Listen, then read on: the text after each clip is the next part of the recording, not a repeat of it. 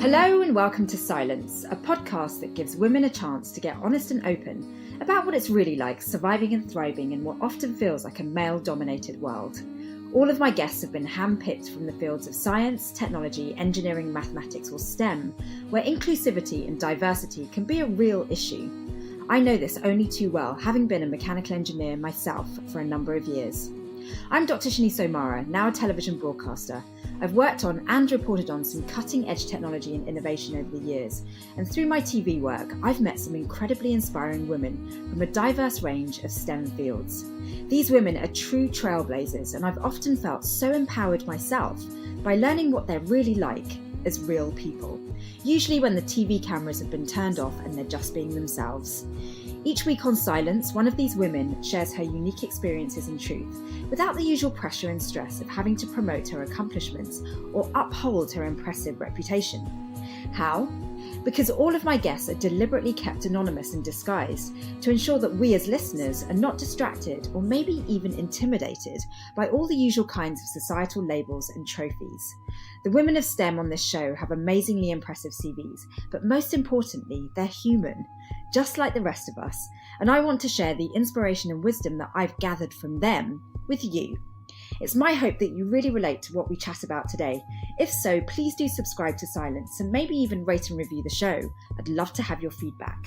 This week, my guest is in the field of chemical engineering. Hi. Hi, Shini. How are you? I'm good. How are you?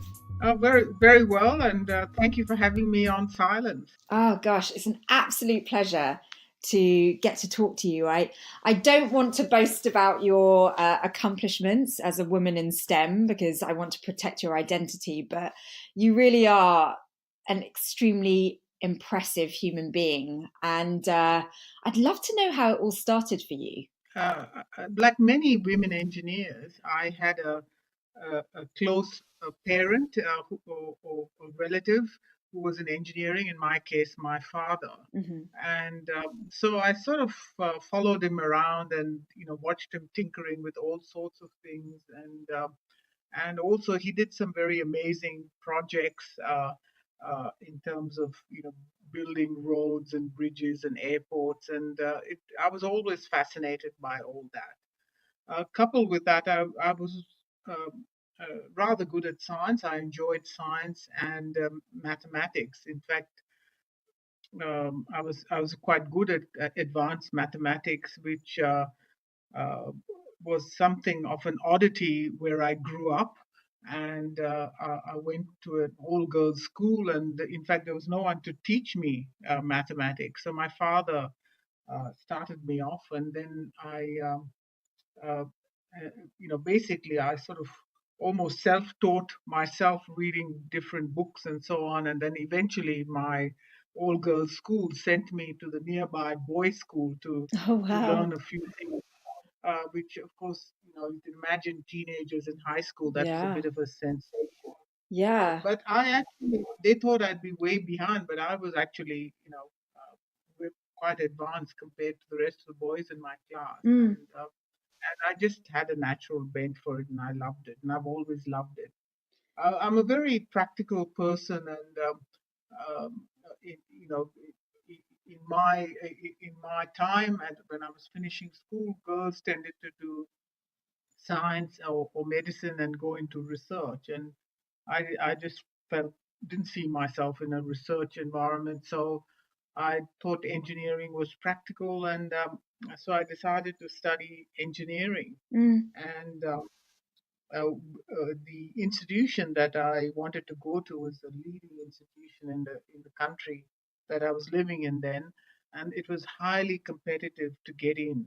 In fact, 500,000 sat the entrance test. Oh my gosh! And there were yes, for about 2,000 places, very, very competitive. Wow! And in fact, there were coaching classes which I didn't know about because I didn't know anyone who was going. It was all boys, and I didn't know any of them. Anyway, I did the entrance test, and I did very well. I came in 38, which was amazing. Gosh, so out of 500,000.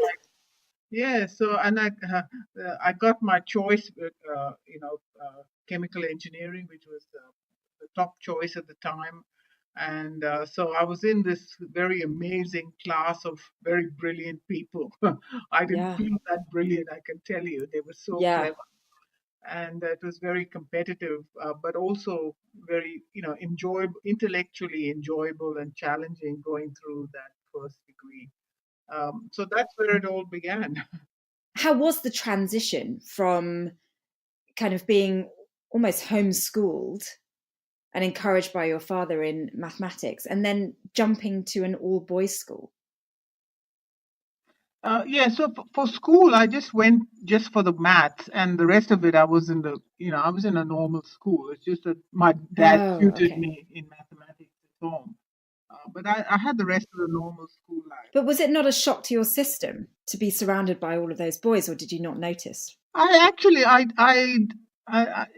didn't phase me. I knew it was something different, but I just took it in my stride, and I guess I have done that all my life. I've been sort of a bit of a groundbreaker and pioneer in many ways, and it's never bothered me. I'm very focused on on what I'm there to do, my objective or whatever, and that, the rest of it didn't bother me. I didn't I didn't feel intimidated or I didn't feel shy or whatever. I just, everyone else made a big fuss about it, but I wasn't fussed about it at all. And what age were you, just to put it in context? Oh, I was a teenager. I was 15 or 16. Usually that's the kind of age where we become extremely self-conscious about being female. Yeah, so yeah, so this was maybe I was an only child, so I don't know what it was. I wasn't phased, and no one said to me in my family, girls don't do engineering, Right. So it was a shock, in fact, when I went to university, um, and I discovered that there were only 20 women students and 2,000 male students, and the women students were all most of them were doing postgraduate study. There were only 8 of us doing the undergraduate engineering program. Yeah. So we were so the bulk of the boys were all in the undergraduate program, and we were 8 of us Mm. in different years, and I was the only girl in my class. So that's when it was a shock, and also I had to live on campus, and although it was in the same city where I'd grown up, it was very different. Most of the girls didn't speak English as a first language.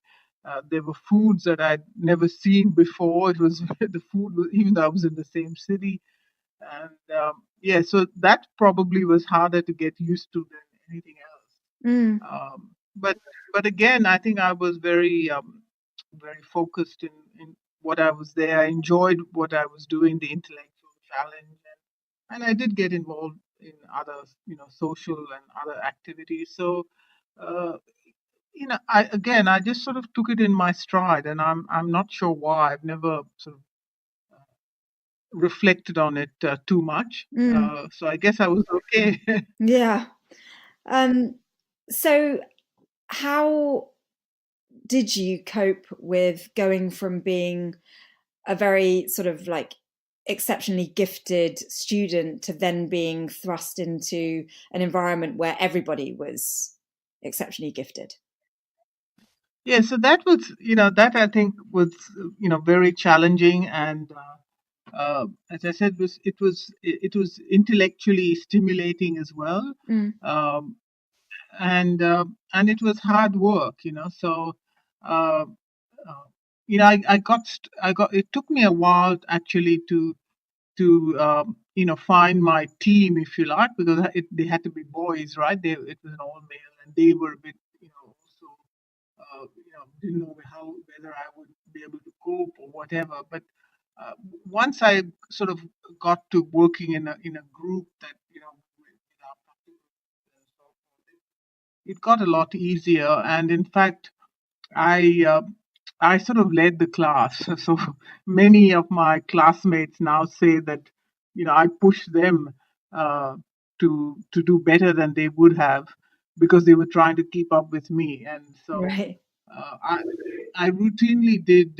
We were given 7 question and went to any 5 for all the assessments. And I routinely did all 7 in the time allowed. Right. And it was the same in school. I would just do all the questions, and the teachers would often put a question specially to challenge me, like which no one else could do, and I'd do it anyway.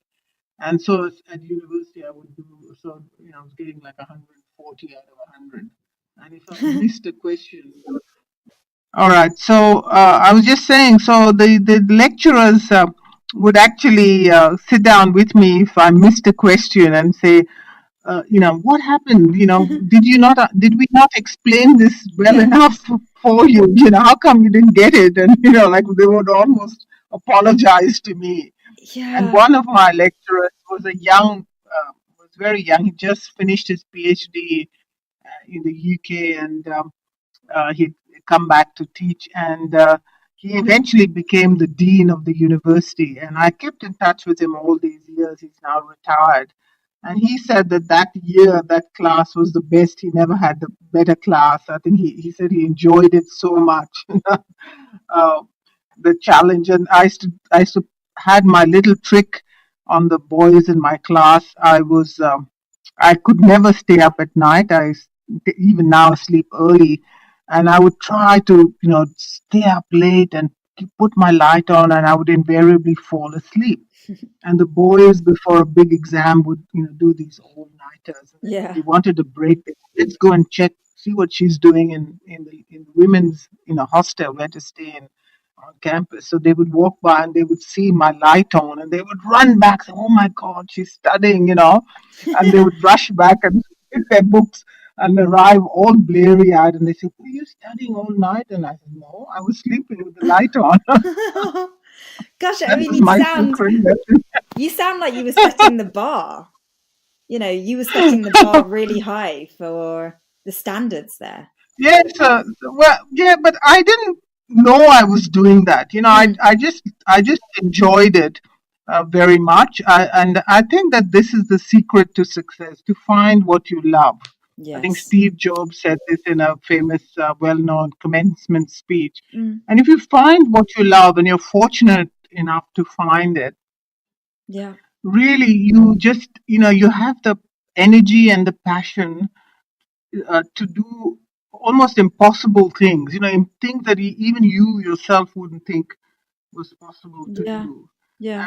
And I just count myself very lucky that I found something that I really love doing, and so it didn't feel like work. It didn't feel like onerous that I was spending so many hours. I just enjoyed the really genuinely enjoyed it, and even now after so many years, I look back on it very fondly. And also today, I got an email from someone today saying, "Don't you ever sleep?" Because I sent them a document that they were supposed to write, and I just couldn't wait any longer. So I wrote it, and I actually wrote it in the airport waiting for a flight. I had some time, so I sat down and just wrote it and sent it. And they came back saying, "We just few typos, but don't you ever sleep?" Yeah. But the point is, you find this energy, Mm, sort of, if you have the passion, and yeah. and somehow, your mind also aligns to get things done and so on. So I think that's very important, to find what you love, and then it doesn't feel like work. Yeah. I mean, you sound incredibly self-driven. Is that something that is nature or nurture? Uh, I don't know. I mean, I think it's probably nature.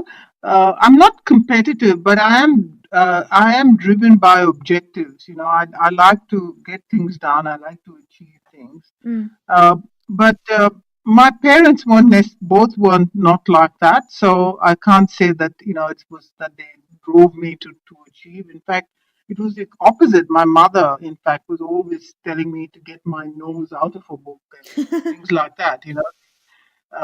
And why? so, well, because I think she found it hard to cope with a girl who was so, into studying and reading and so on. But for me, reading, it was my whole world. I would escape into this.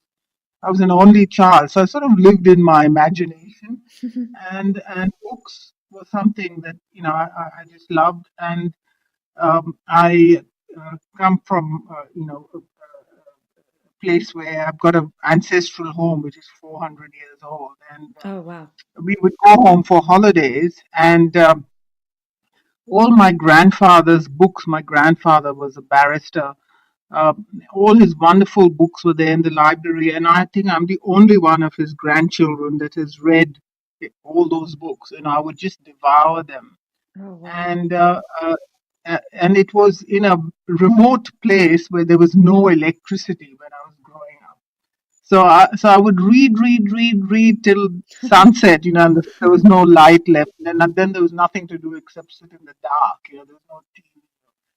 And but this I would sort of think about what I'd read, and Yeah. there were all the classics and so on, and it was really transformational. And when I first went to London, I felt I was like, it seemed so familiar because I'd read all these books, all these with these British authors, all the classics.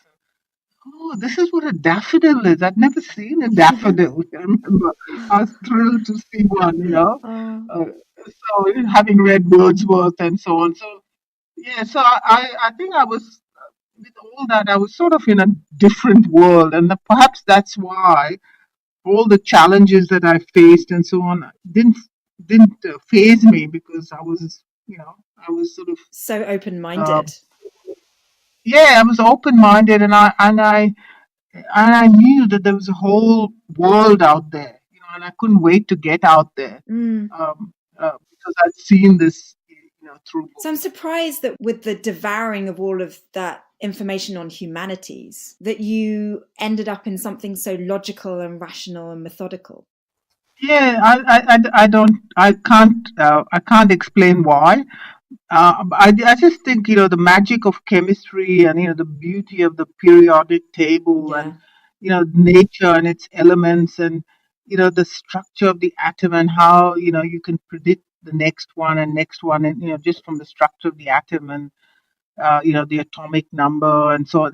Chemistry is so beautiful. Nature is so beautiful. Yeah. That fascination has never left me, Mm. and so, I think that, I'd like to know how things work. I like to find solutions to problems, Yeah. and I think all that reading has also enabled me to be quite a to write, and communicate about very complex Mm. matters. Right. uh, yeah, and I enjoy writing. I can churn out thousands of words very easily on on on mundane topics. But my own self-image is that I'm not very artistic. Like, I can't draw a line. And if you ask me to write a novel, I'd probably say no, I can't do that. Though if I put my mind to it, I probably could. It's just my mindset is Mm. different. So my mindset was not in the humanities, and Yeah. in terms of those kinds of creative pursuits. It was a different kind of creative pursuit, which was engineering, which is enormously creative. People Yes. don't realize how creative engineering is. And in my garage, I have reports and studies that I've worked on, and I've kept copies, saying maybe this will be useful sometime in the future. Mm. And I've actually never reopened them, because every time I'm doing something new. Yeah.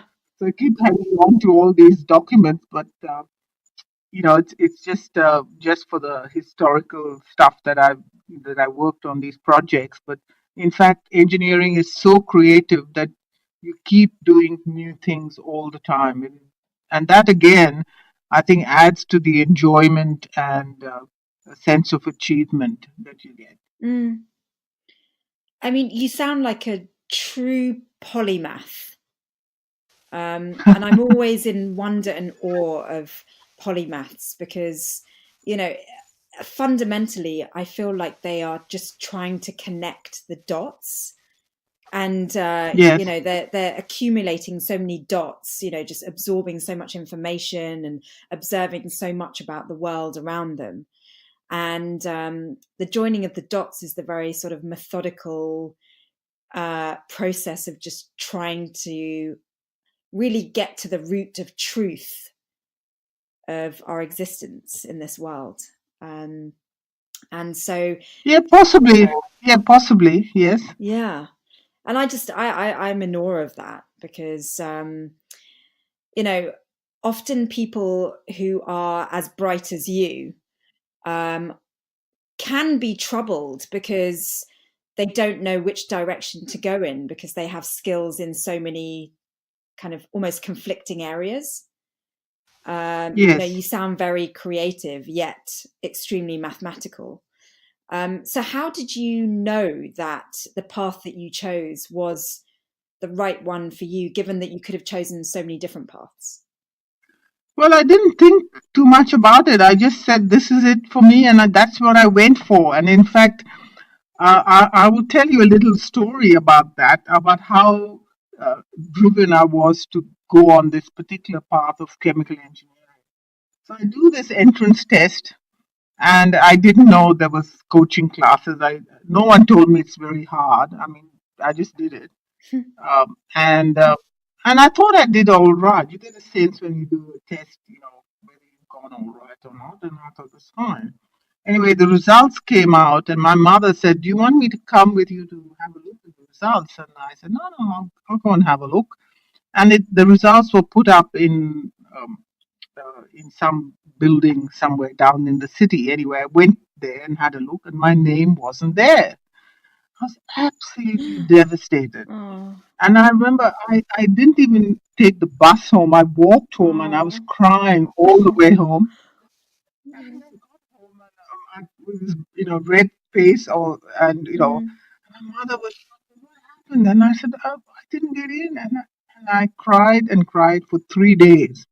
And my parents were beside themselves, and they said, you can go somewhere else, you can do something else, and I was inconsolable.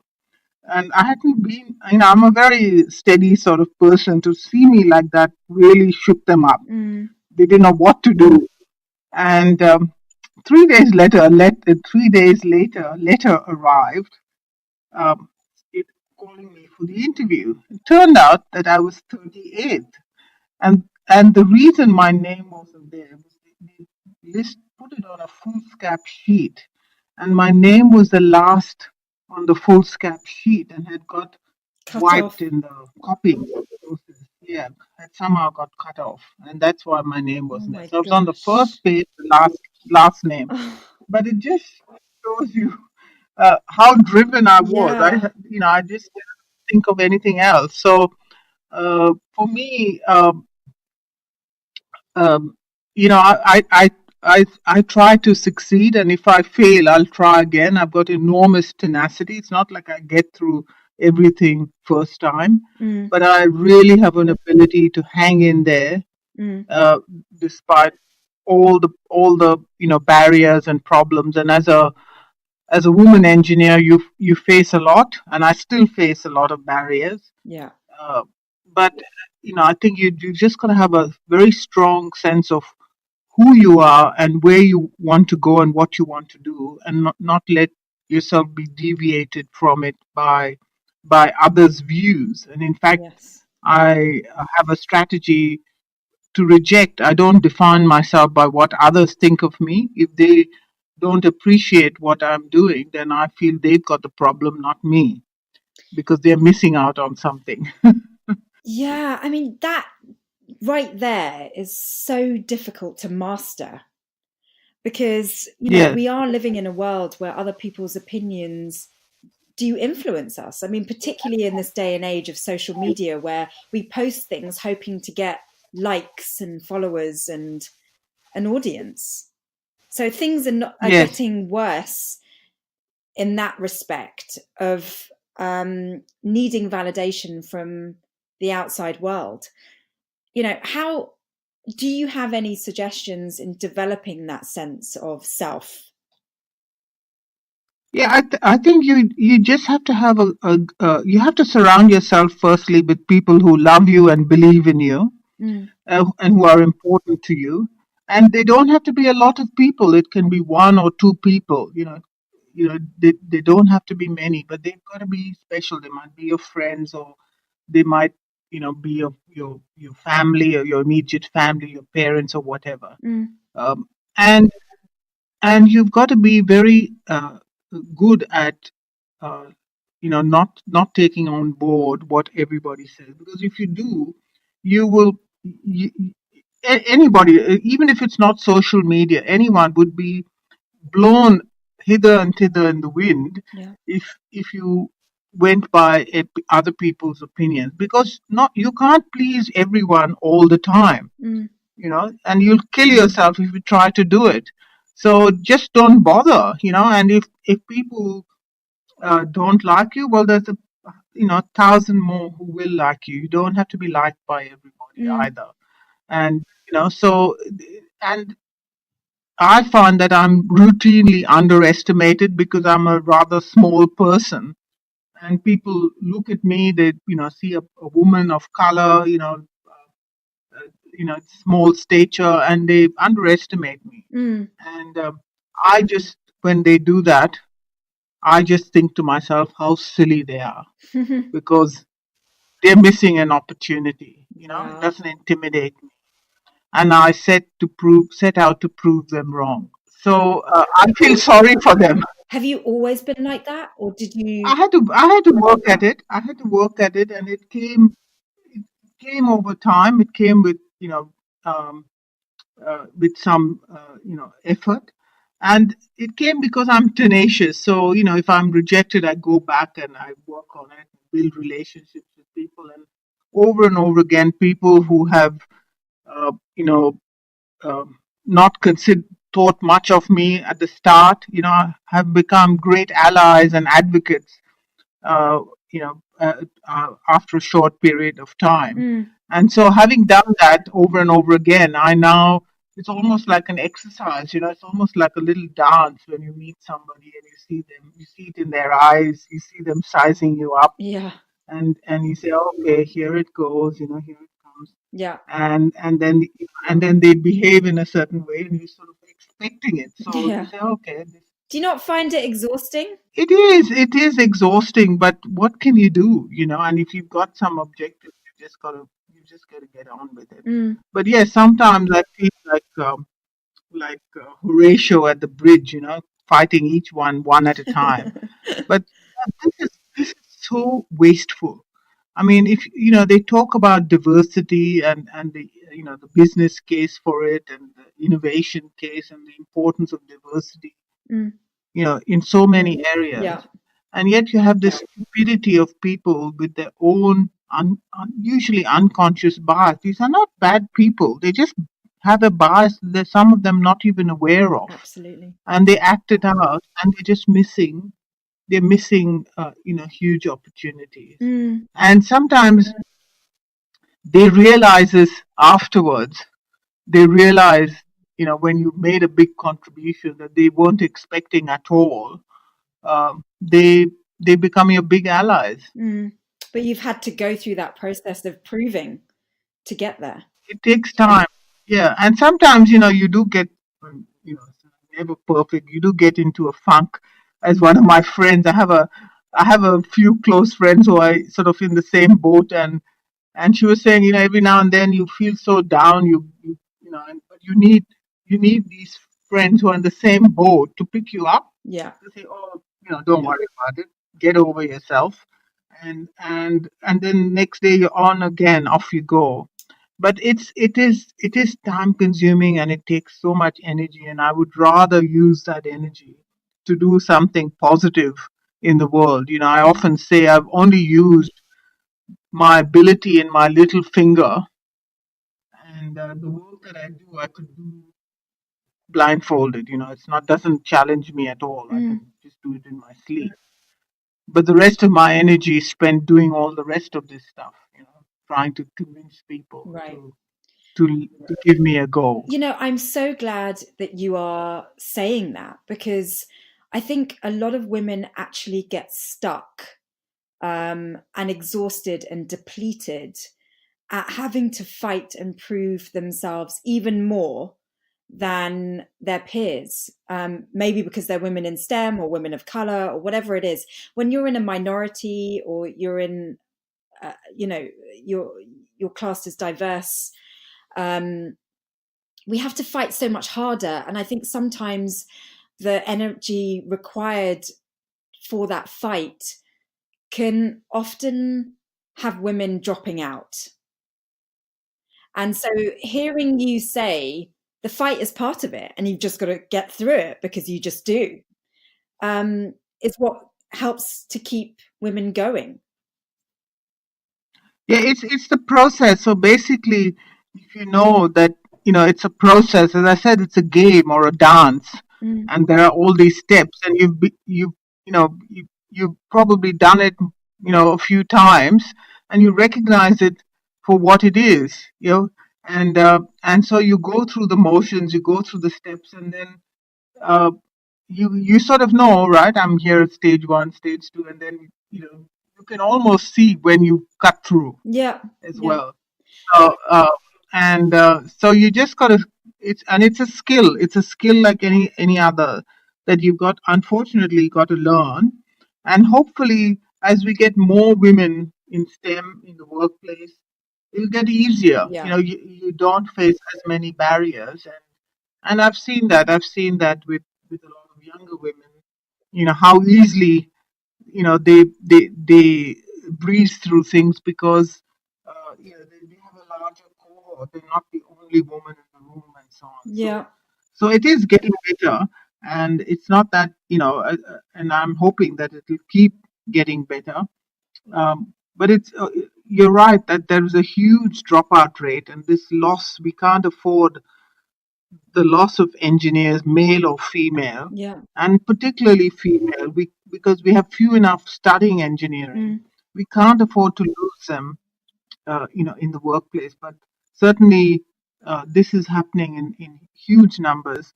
Either women, particularly in developed countries, they have tough workplaces, so they leave. And in many other countries, like in the Middle East, for example, we have more than 50% of the engineering students are women in some countries. Quite extraordinary, like Malaysia and Kuwait. Wow. But when it comes to getting jobs, they cannot get jobs in the private sector. So they work and are therefore not as challenged as they could be, and they don't get the opportunities to rise quickly to senior positions. So they are very much underutilized. Even though they've got the skills and the capacity. So it's a different kind of problem. But certainly, one way or another, women are leaving in large numbers, and we can't afford that. The world can't afford that. Yeah. I mean, often the reasons for women dropping out can be very personal, and it's, often driven by inner conflict more than what they're being subjected to in the workplace. And what I mean by that is, by definition, when you are in STEM industries and you have that kind of STEM education, you do tend to be quite a perfectionist, and you tend to think in a very binary way. And so when it comes to almost the fuzzy nature of dealing with others' opinions and dealing with stereotypes and cultural differences, it's challenging for binary thinkers to navigate that. Yeah, I suppose so, and I think, I think the fact that we're perfectionists, and also I think balancing, as women, we have so many roles in family and work and so on. Yes. And that perfectionism kicks in at home. We want everything to be perfect. Homes to be perfect, perfect children. And I've said to women, you can't have it all at the same time. You can have it all, but part of the time. And if you've had a family, take the time and enjoy those children. Because they're not going to be around for a long time. A lifetime. We're living longer and longer. If you look at, if somebody's going to be, live for 80 years or 100 years, just 15 years or 10 or 15 years with children is not a long time, and so you're much better off not being conflicted and giving it a go. Giving it all you've got, doing the best you can in each role. And similarly, being a daughter, being a mother, I think it's all very important because that feeds into who you are and builds that balance and builds that resilience, I think, and strength. Mm. Uh, and then actually empowers you to do better, uh, you know, in other spheres in work. So don't define yourself just by your work, but because you're a whole person, and so you need to, uh, take on and really embrace all the roles as a woman. It's a special thing to be a woman, and uh, I think we should, celebrate that in all its aspects. Yeah, I mean, developing the professional side of being a woman requires a lot of effort in a certain professional direction. And that can be a very different part of your brain compared to balancing motherhood and, relationships. How have you coped with that? Well, I have to say that I was the dunce of the mothers club. So just and you sort of said, "Oh, I'm so brilliant." I mean, I don't think I'm that brilliant, but and I think it's healthy to be the dunce of something. I do yoga regularly, and I'm the dunce of the yoga class as well. And I quite enjoy that position of being, klutz, at something. It's less pressurized. Good for the soul. It's good for the soul and it makes yourself human. My yoga classmates love me. I mean, and they're amazed, when I quietly tell them what I do. They're absolutely fascinated.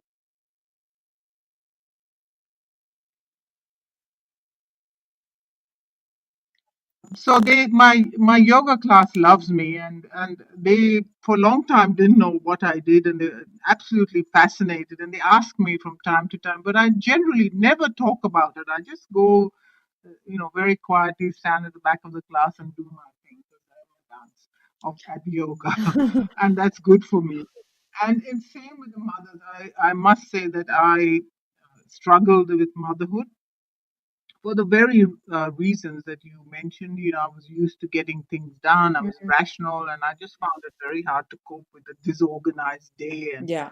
and all Chaos. that goes with it. Yeah. Yeah, I found it hard to cope with it, but I learned to live with it, and I learned to love it actually, Mm. and I actually for a few years, work took a back seat. I did continue to work, but not full time, and I just spent time with my children, and I'm so glad that I did, and with my mother, my mother aging, spent time, and my in-laws, and that was very important. It sort of feeds the soul, Yeah.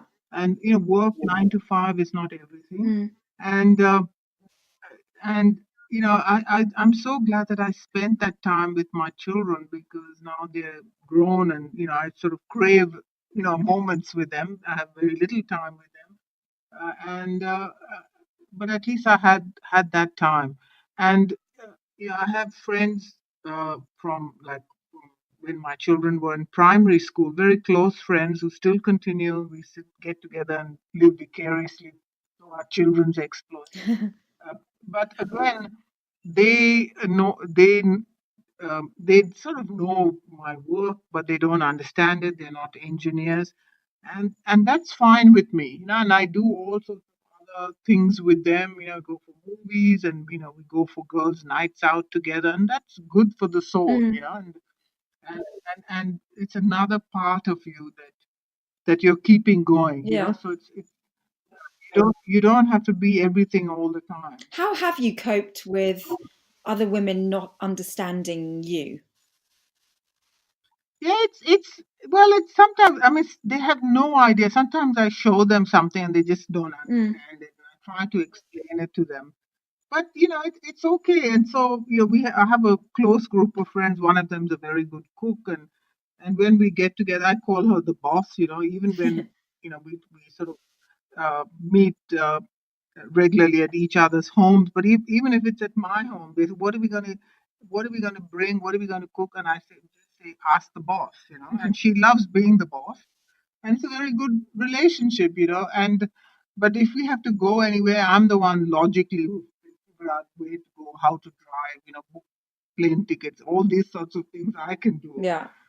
So we sort of delegate to each other, and it's a very we all got little strengths and little weaknesses, and we Ooh, we complement each other. And I think having good friends who are non-judgmental, who take you for who you are, mm. and accept you, not like like family, as the same.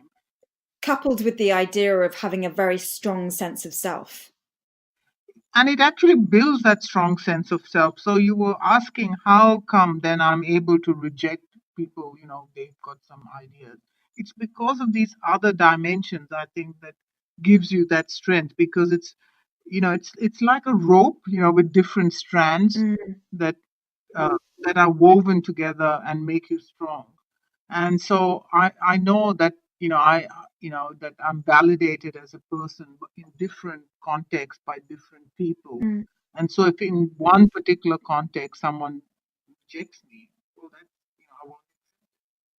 So and then not accepting it then gives you the resilience to bounce back and address that person, and say, address that person's issues and say, okay, how can we work together? mm. Not directly, of course, but indirectly, and it takes time, but you do get there. And I have to say that some of people that rejected me um, hardest have become my greatest friends and allies. One of the things about you is that you have a very healthy relationship with failure. Yes, I think that's true. You've got to learn from failure, and I think that very early on, I had a particular failure, and I was absolutely devastated by it. And I think because I was introspective as a young person, with all the books I read and so forth, so I sort of struggled and thought about it. I remember walking, a lot and thinking about it and thinking, I've got to get over this and learn from this, and get the best out of it. I remember talking to myself, trying to do that, and uh, and I did. And so now, if I have a Mm, setback, I sort of I take it as an opportunity to learn from it, to learn what I didn't do well or whatever. Learn from it. Of course, you feel bad, you indulge all those feelings, but then after that, try to get something positive out of it, and rise above it. And then it doesn't become a failure; it just becomes something that you learned from, a learning experience that takes you mm. and makes you a better person. Yeah, I mean, with all these podcast interviews that I'm conducting, every woman comes from a certain type of childhood, and not everyone that has experienced difficulties and challenges have suffered from it.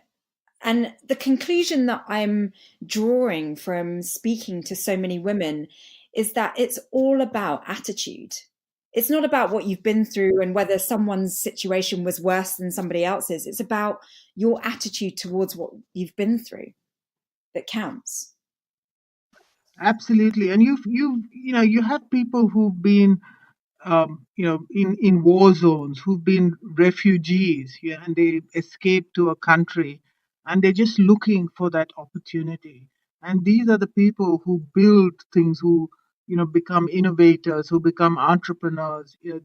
They do the most amazing things because they've got that resilience, and so they don't allow that harsh uh, background and environment to affect them adversely. And this is a wonderful thing about the human condition, that the power to to heal is within yourself. It's all within yourself. You don't have to rely on someone else. And this is another reason why you don't need to rely on other people's opinion, Mm. because all the power is within yourself. And uh, where you can go and where you take yourself is within your own power. So I think this is a very important idea for young people in particular to think about, because you have so much, the social media pressures, and you have so much depression and Mm. anxiety and eating disorders, because people are trying to, um, they're trying to keep up with an image, and in fact, nobody has that real image. All the images on Instagram are all Yeah. photoshopped, touched up, and so on. It's crazy. It's a crazy Yeah, we're situation, trying and to we really reach need to get our young unrealistic people out of it. standards. It's Yeah. totally Mm. unrealistic. And you see, people can't have a meal where they need to take a photograph. Look what I'm eating, and yes, it's stupid. Uh, Yeah. like we so busy trying to get other people to see what we're doing, we forget about enjoying things ourselves, and getting the most out of it. And if you're out with friends, talk to them. Don't look at your mobile phone. Switch your phone off. So we are living in a society where we are becoming increasingly um, obsessed with what other people think of us. But right at the start of this recording, you talked about the influence that your father had on you. I also feel the same. My father's an engineer, and there was always this real yearning to get the recognition of my father. And Yes, it's a pattern that has, followed me throughout life. It's as a female, sometimes I feel like I need that sort of like male approval. Um, yes, and it can be pretty tough for a woman to not feel in that kind of subordinate role. yes, What's your perspective on that? I'm hesitating because I know that there are different kinds of um, women out there, different sexualities, different slants and perspectives. But generally, I think broad sweeping statement is that women do tend to feel slightly weaker as a gender because even just in physicality, males are bigger and stronger. yeah. I suppose possibly it's a biological thing. Maybe it's hardwired into our brains. But I think that today in the modern world, I think women are really, and we have so many role models as leaders. I think women are getting more a sense of their Mm. independence, and that a man, like a man is not a plan, so to speak, in terms of your economic Mm. future. And many women are increasingly economically independent, career minded, and so Mm. on, and then choosing their relationships.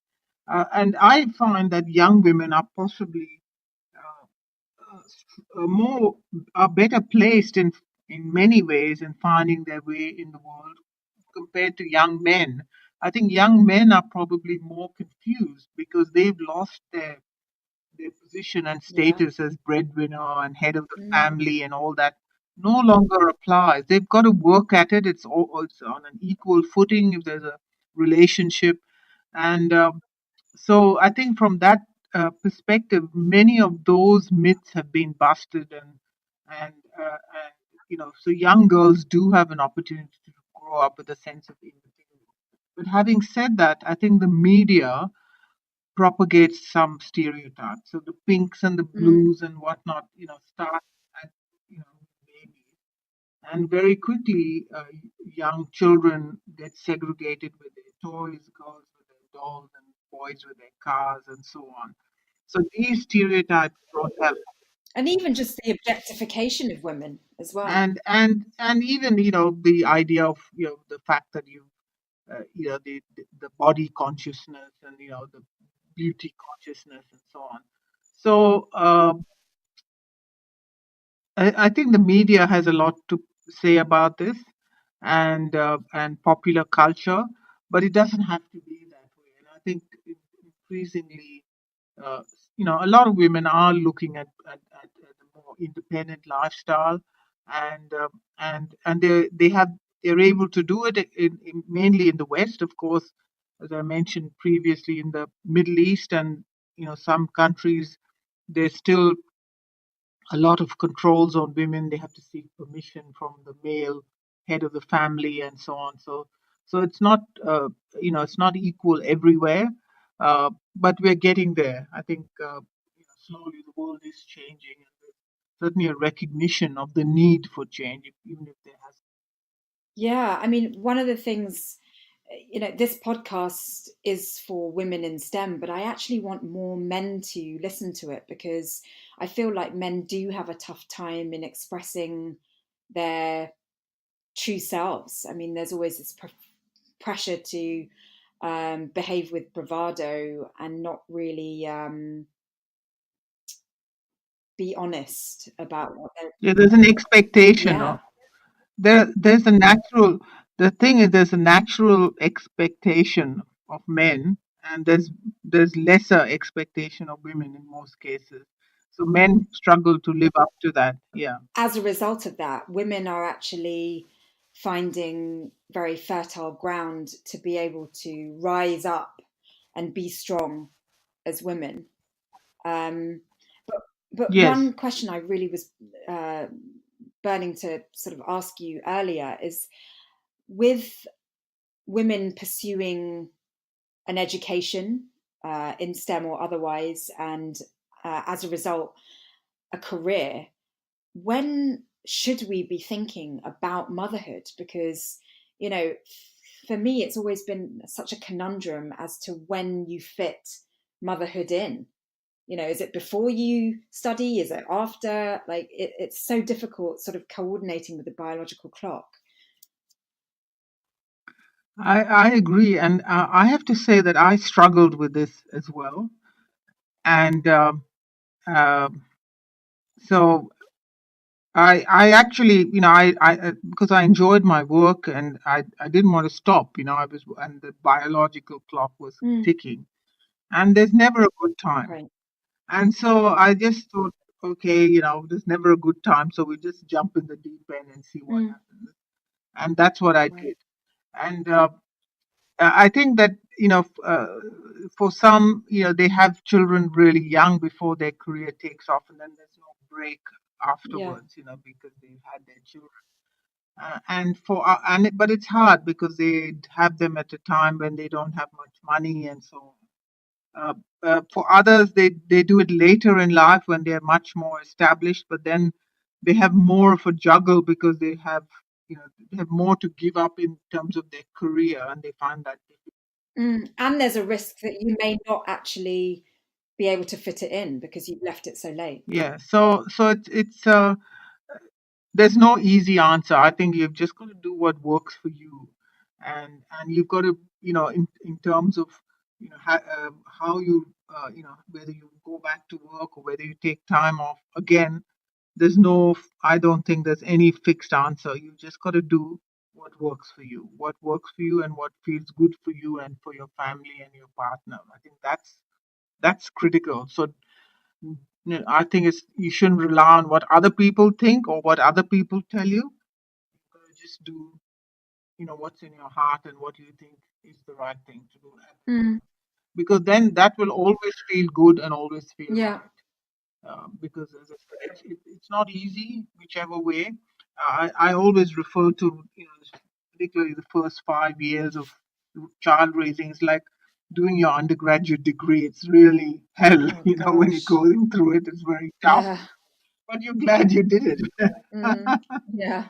so, so, it's a bit like that, but the rewards are Yeah. plenty, and probably be the best thing that you ever did in your life. Yeah. So, don't put it off too So, long. for a woman who is extremely capable, trailblazing, pioneering, what kind of partner fits a woman like that who is so kind of self sufficient?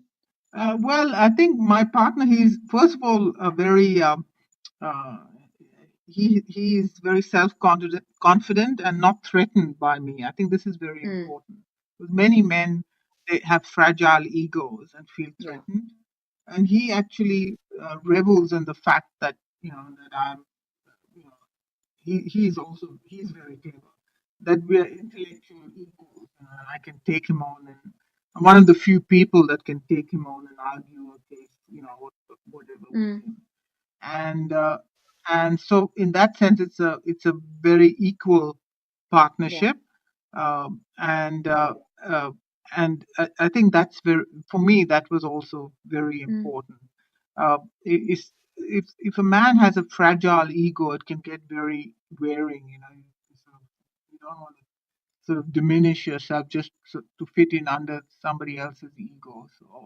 So I think that for me was Yeah. important, and and I think there's this tremendous value in that whole, you know, you know, being able to talk about all sorts of topics, and politics and economics. It's not just technical stuff, but you can talk about all sorts of things, and read all kinds of books and canvas all kinds of ideas, and that I find endlessly Mm. interesting. Oh, I wish I could talk to you for hours. There's so much to learn from you. But in closing, for any women who are considering a career in STEM and are struggling with it because it's not the easiest, what advice would you give? Well, I would say that if you like science, curious about the world, then you couldn't, that's the best career that you could choose. It's endlessly fascinating. It's a career of the future. You'll never be out of a job. It's well paying, and it's always going to be very interesting. And don't let anyone tell you that you can't do it, because you can. Wise words to end on. It's been an absolute pleasure speaking to you, and thank you so much for all the inspiration and motivation. I feel like I've really straightened out a few sort of like fuzzy logics in my head as a result of hearing from you. Thank you. Thank you so much for having me.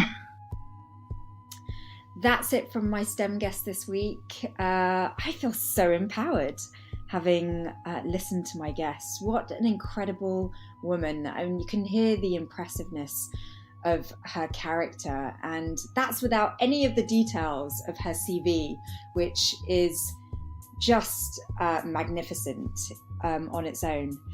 A fantastic episode this week. Thank you all for listening. Please do subscribe to Scilence and don't forget to rate and review. Catch you next week.